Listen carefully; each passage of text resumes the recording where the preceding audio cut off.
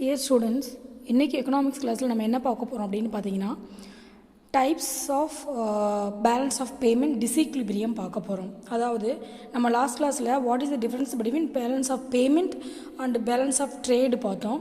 இப்போ balance of பேமெண்ட்டோட டிஸ்ஈக்லிபிரியமோட டைப்ஸ் என்னென்ன அப்படின்னு பார்க்க போகிறோம். There are 3 main types of balance of payment disequilibrium. அதாவது அயல்நாட்டு செலுத்து நிலையில் சமனற்ற நிலையின் வகைகள். சமனற்ற நிலை எத்தனை வகைகளாக இருக்குது அப்படின்னு பார்க்க போகிறோம். ஃபஸ்ட்டு பார்த்தீங்க அப்படின்னா சைக்கிளிக்கல் டிஸ்ஈக்லிபிரியம், தட் இஸ் கால்டு சுழற்சி சமனற்ற நிலை. செகண்ட் ஒன் செக்குலார் டிஸ்ஈக்லிபிரியம், நீண்ட கால சமனற்ற நிலை. தேர்டு ஒன் ஸ்ட்ரக்சரல் டிஸ்ஈக்லிபிரியம், கட்டமைப்பு சமனற்ற நிலை. இப்போ what is the meaning of cyclical disequilibrium, அதாவது சுழற்சி சமனற்ற நிலை அப்படின்னா என்னென்னா, அதாவது cyclical disequilibrium occurs because of 2 reasons. இந்த சைக்கிளிக்கல் டிஸ்ஈக்லிபிரியம் வர்றதுக்கு 2 காரணங்கள் சொல்கிறாங்க. அதாவது வாணிப சுழற்சியினால் எழக்கூடிய, அதாவது ட்ரேடு சைக்கிள் பார்த்துருப்போம். அதாவது டிப்ரெஷன், பூம், ரெசஷன், இந்த மாதிரி அந்த ட்ரேடு சைக்கிளில் எழக்கூடிய சில அயல்நாட்டு செலுத்து சமனற்ற நிலையே நம்ம என்ன சொல்கிறோம் அப்படின்னு பார்த்தீங்கன்னா சுழற்சி சமநிலை அப்படின்னு சொல்கிறோம். இதுக்கு 2 ரீசன்ஸ் இருக்குது. ஒன்று என்ன அப்படின்னு பார்த்தீங்கன்னா different phrase of business cycle, அதாவது வாணிப சுழற்சியில் ஏற்படக்கூடிய வெவ்வேறு கட்டங்கள்.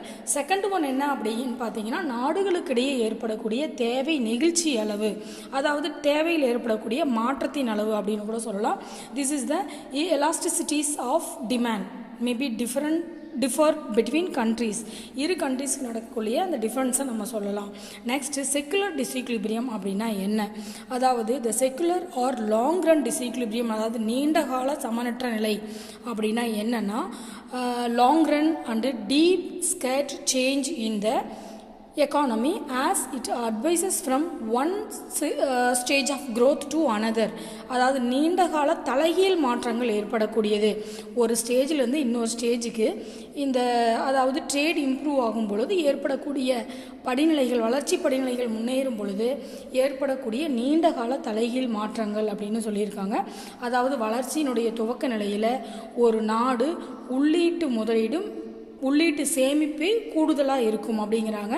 இறக்குமதி ஏற்றுமதியை விட அதிகமாக இருக்கும். 1951 இந்த சூழ்நிலை தான் நிலவுது. இந்த சூழ்நிலை எப்போ தலைகீழ் மாற்றங்கள் ஏற்படக்கூடிய தலைகீழ் மாற்றங்கள் அப்படின்னா ஏற்றுமதி குறைவாகும், இறக்குமதி அதிகமாகும். திஸ் இஸ் கால்டு, அதாவது என்ன சேஞ்சஸ் அப்படின்னு பார்த்தீங்கன்னா reverse changes, deep scattered changes அப்படின்னு சொல்கிறாங்க. இந்த ரிவர்ஸ் சேஞ்சஸ் நடக்கும் பொழுது நமக்கு என்ன ஆகும் அப்படின்னு பார்த்தீங்கன்னா செக்குலர் டிஸ்ஈக்லிபிரியம், வாணிபத்தில் சமனற்ற நிலை ஏற்படக்கூடிய வாய்ப்பு இருக்குது.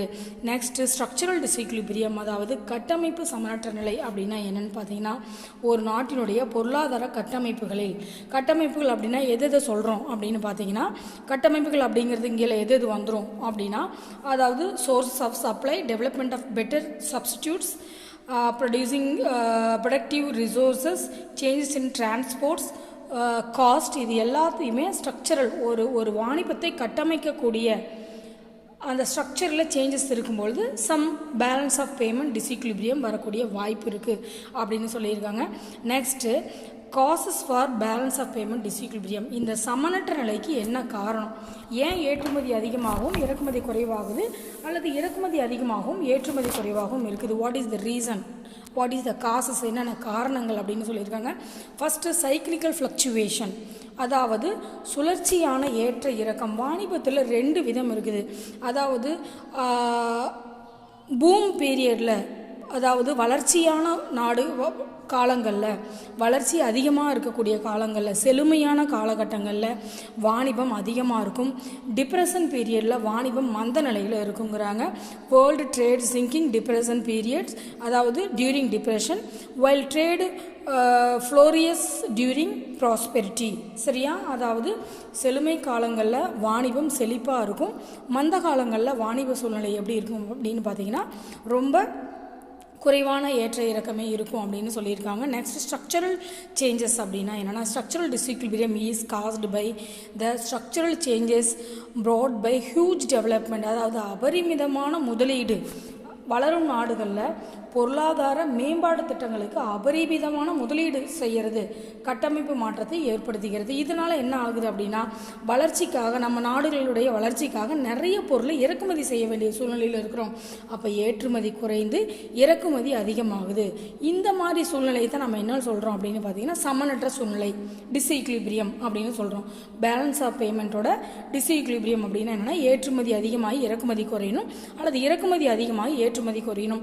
நம்ம என்ன பண்ணுறோம், நம்ம கண்ட்ரியோட ஸ்ட்ரக்சரல் சேஞ்சஸ்க்காக, கட்டமைப்பு மாற்றங்களுக்காக நிறைய கமாடிட்டிஸ் என்ன பண்ண போகிறோம், நிறைய மெட்டீரியல்ஸ் என்ன பண்ண போகிறோம் அப்படின்னு பார்த்தீங்கன்னா இறக்குமதி செய்ய போகிறோம். பட் என்ன சொல்கிறாங்கன்னா, இதற்கான ஏற்றுமதி அளவு குறைவாக இருக்குது. Such economies may have high propensity to import for want to capital for rapid industrialization. அதாவது அதிவேக தொழில்மயமாதலுக்கு இம்போர்ட் அதிகமாகும். while export may not be boosted up to that extent. Export என்ன பண்ண மாட்டேங்கிறோம், அதிகப்படுத்த மாட்டேங்கிறோம். இது ஒரு காரணம். நெக்ஸ்ட் டெவலப்மெண்ட் எக்ஸ்பெண்டிச்சர் அப்படின்னா என்னென்னா, அதாவது மேம்பாட்டு செலவு. ஏற்கனவே சொல்லியிருக்கேன், ரேபிட் எக்கனாமிக் டெவலப்மெண்ட்டுக்காக நம்ம நிறைய என்ன பண்ண போகிறோம், ப்ரைஸ் அதிகமாக இருக்கக்கூடிய பொருளை வெளிநாடுகள்லேருந்து இறக்குமதி செய்கிறோம். அப்போ இறக்குமதி அதிகமாகுது, உள்நாடுகளில் இருக்கக்கூடிய ஏற்றுமதி குறையுது. ஸோ இந்த டெவலப்மெண்ட் எக்ஸ்பெண்டிச்சருக்காக, அதாவது மேம்பாட்டு செலவுக்காக நம்ம என்ன பண்ணுறோம், வருமானத்தை அதிகரிக்கிறோம், விலையும் ஆட்டோமேட்டிக்காக அதிகமாகுது. அப்போ நாடுகளுடைய இறக்குமதி குறைந்து இறக்குமதியில் அதிக நாட்டம் இருக்குது, ஏற்றுமதியில் குறைவான நாட்டம் இருக்குது. ஸோ ஏற்றுமதி குறைவ வாய்ப்பும் இறக்குமதியில் அதிக வாய்ப்பும் இருக்கிறதுனால இந்த செலுத்து சமநிலை இருக்கக்கூடிய வாய்ப்பு இருக்குது. நெக்ஸ்ட்டு கன்சியூமரிசம், மிகை நுகர்வு போக்கு. என்ன சொல்லியிருக்காங்க அப்படின்னு பார்த்தீங்கன்னா, balance of payment position of the country is adversely affected by a huge increasing in consumption. Consumption அதிகமாக, அதாவது அயல்நாட்டு பொருட்கள் மேலே, ஆடம்பர பொருள் மேலே பெரிய மோகம் ஏற்பட்டு நம்ம என்ன பண்ணுறோம் அப்படின்னா, அந்த பொருளை எங்கே இறக்குமதி பண்ணுறோம். அப்போ இறக்குமதி என்ன ஆகுது, அதிகமாகுது. இறக்குமதி அதிகமாகி நம்ம நாட்டினுடைய பணம் என்ன ஆகுதுன்னா அயல்நாட்டுக்குடைய செலுத்தக்கூடிய சூழ்நிலையில் இருக்கிறோம். அப்போ இறக்குமதி அதிகமாகவும் ஏற்றுமதி குறைவாக இருக்குது. இது ஒரு காரணம். இறக்குமதி அதிகமாக இது ஒரு ரீசன். என்ன ரீசன் அப்படின்னு பார்த்தீங்கன்னா, வெளிநாடுகளில் இருக்கக்கூடிய லக்ஸரி கமாடிட்டிஸ் மேலே நமக்கு இருக்கக்கூடிய ஆர்வம் ஒரு காரணம். நெக்ஸ்ட்டு டெமான்ஸ்ட்ரேஷன் எஃபெக்ட், அதாவது வெளிக்காட்டும் விளைவு. வெளிக்காட்டும் விளைவு அப்படின்னா என்னென்னா, அதாவது deficit in the balance of payment of developing countries is also caused by demonstration effect. அதாவது அண்டர் டெவலப்டு கண்ட்ரீஸ் என்ன பண்ணுறாங்க அப்படின்னா, இமிட்டேட் வெஸ்டர்ன் ஸ்டைல் குட்ஸ். அதாவது அண்டர் டெவலப், வளர்ச்சி குறைந்த நாடுகள் வளர்ச்சி அடைந்த நாடுகளை பார்த்து அந்த மாதிரியான பொருளை வாங்கி நம்ம யூஸ் பண்ணணும் அப்படிங்கிற ஒரு தூண்டுதல் மூலம் என்ன பண்ணுறாங்க அப்படின்னு பார்த்தீங்கன்னா, இமிட்டேட் பண்ணுறாங்க. நம்மளும் பெரிய ஒரு டெவலப்டு நேஷன் மாதிரி இமிட்டேட் பண்ணுறதுக்காக அந்த கண்ட்ரீஸில் இருக்கிற கமாடிட்டிஸ் என்ன பண்ணுறோம் அப்படின்னு பார்த்தீங்கன்னா இறக்குமதி பண்ணுறோம். This is called demonstration effect. Next வெளிநாட்டில் கடன் வாங்குதல், borrowing from foreign countries. International borrowing and investment may cause the deficit in the balance of payment. அதாவது வெளிநாட்டு கடன்கள், வெளிநாட்டு முதலீடுகள் நம்மளுடைய வாணிபத்தை பெரிதாக பாதிக்குது. நெக்ஸ்ட்டு டெக்னாலஜிக்கல் பேக்வேர்ட்னஸ், அதாவது தொழில்நுட்ப பின்னடைவு.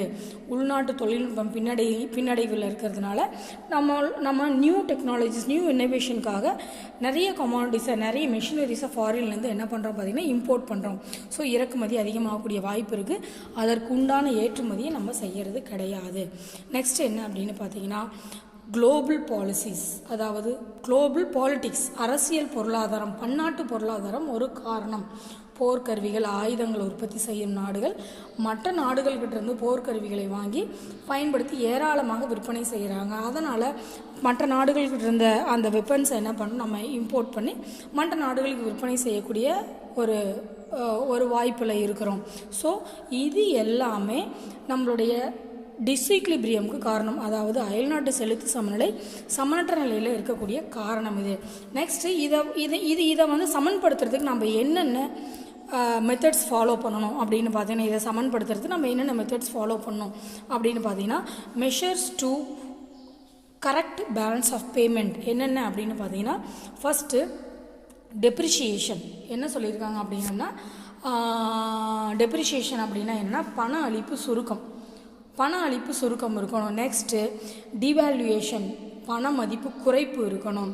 நெக்ஸ்ட்டு இம்போர்ட் கண்ட்ரோல், இறக்குமதியை கட்டுப்படுத்துறதுக்கான வாய்ப்புகள் இருக்குதும். எக்ஸ்போர்ட், அதாவது எக்ஸ்போர்ட்டை ப்ரமோட் பண்ணுறதுக்கான வாய்ப்புகள் அதிகமாக இருக்கணும். இறக்குமதியை குறைத்து ஏற்றுமதியை அதிகம் பண்ணுறதுக்கான வாய்ப்புகள் இருக்கணும். நெக்ஸ்ட்டு செலாவணியை கட்டுப்படுத்துதல், அதாவது எக்ஸ்சேஞ்ச் கண்ட்ரோல், அந்நிய செலாவணியை கட்டுப்படுதல், வெளிநாட்டு முதலீடுகளை கண்ட்ரோல் பண்ணுறது. Next production of import substitutes, அதாவது இறக்குமதி பதிலீட்டு பண்டங்களை உற்பத்தி செய்தல். நம்ம என்னென்ன பண்டங்கள் வெளிநாடுகள்லேருந்து இறக்குமதி பண்ணுறோமோ அதற்கு உண்டான அதே சப்ஸ்டியூட்டை நம்ம உள்நாடுகளில் உற்பத்தி செஞ்சால் நம்ம இறக்குமதி செய்கிற அளவு என்ன ஆகும் அப்படின்னு பார்த்தீங்கன்னா குறையும். ஸோ டிஸ்ஈக்லிபிரியம் இருக்கக்கூடிய வாய்ப்புகள் ரொம்ப இல்லை. நெக்ஸ்ட்டு மானிட்டரி பாலிசி ஒன்று, கேபிட்டல் இம்போர்ட்ஸ் ஒன்று, அதாவது ஃபிஸ்கல் பாலிசி, மானிட்டரி பாலிசிஸ் இறக்குமதியை கண்ட்ரோல் பண்ணி, அதாவது இம்போர்ட்டை கண்ட்ரோல் பண்ணி எக்ஸ்போர்ட்டை ப்ரமோட் பண்ணுறதுக்கான வாய்ப்புகள் கொடுக்கணும். வாய்ப்புகள் இருக்கிற மாதிரி பாலிசிஸ் இருக்கணும். நெக்ஸ்ட்டு கேபிட்டல் இம்போர்ட், அதாவது மூலதன இறக்குமதி அதிகமாக இருக்கணும். கேபிட்டல் கமாடிட்டிஸோட இறக்குமதி அதிகமாக இருக்கணும். அதை வச்சு நம்ம நிறைய கமாடிட்டிஸ் இம்ப்ரூவ் பண்ணி இந்த டிஸ்இக்லிபிரியமை என்ன பண்ணலாம் அப்படின்னு பார்த்தீங்கன்னா, இந்த சமனற்ற நிலையை, அதாவது இறக்குமதி அதிகமாகி ஏற்றுமதி குறைவாக இருக்கக்கூடிய இந்த சமனற்ற நிலையை சரி செய்யக்கூடிய வாய்ப்புகள் இருக்குது. This is the measures to taken by controlling balance of payment disequilibrium. So next கிளாஸில் நம்ம என்ன பார்க்க போகிறோம் அப்படின்னு பார்த்தீங்கன்னா, பேலன்ஸ் ஆஃப் டிஸ்இக்லிபிரியம் இது வரைக்கும் பார்க்க போகிறோம். நெக்ஸ்ட்டு எக்ஸ்சேஞ்ச் ரேட், அதாவது ஃபாரெக்ஸ் அப்படின்னா என்ன அப்படிங்கிறத பார்க்க போகிறோம். பண மாற்று வீதம், அந்நிய செலாவணி அப்படின்னா என்னங்கிறத நெக்ஸ்ட் கிளாஸில் பார்க்க போகிறோம். Thank you students.